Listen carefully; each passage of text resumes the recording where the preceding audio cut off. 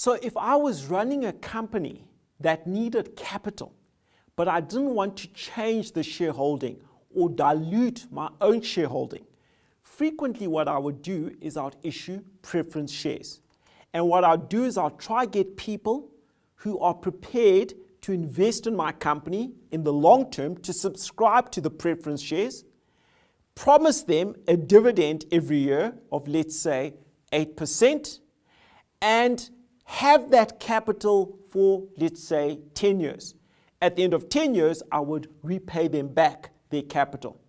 Now, the benefits I would get from that is I maintain the 100% shareholding in my company, but at the same time, I get long-term capital in the firm of those preference shares. That's really what preference shares are trying to do.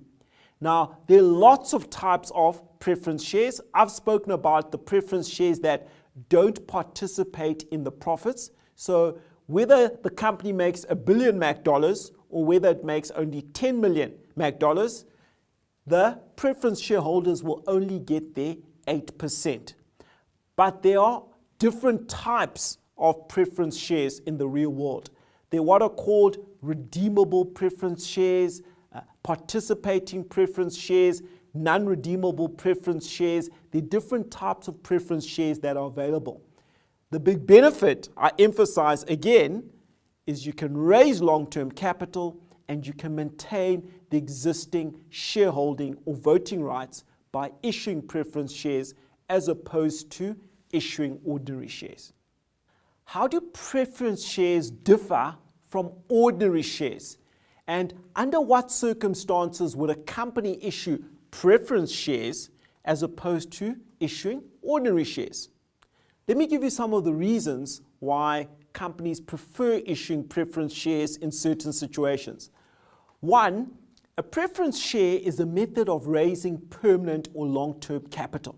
So they tend to be very, very good in that respect, in that the capital you raise is long-term or sometimes even permanent.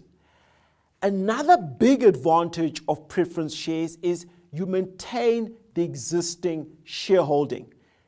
Why is that? Preference shares don't have voting rights. So if you raise capital by issuing preference shares, you are not changing the voting rights of the existing shareholders. Preference shares are also called pref shares because they are lower risk than ordinary shares. So if a company gets liquidated, for instance, when they're liquidating the company and they're paying out the funds, the preference shareholders will get paid out their capital before the ordinary shareholders are paid out. So that's why they're called preference shares. They've got preferential right over the ordinary shareholders. And frequently, preference shares have a predictable dividend stream. So in today's world, what usually happens is preference shares usually dictate how much they're going to pay out, 5, 6, 7% on the nominal amount.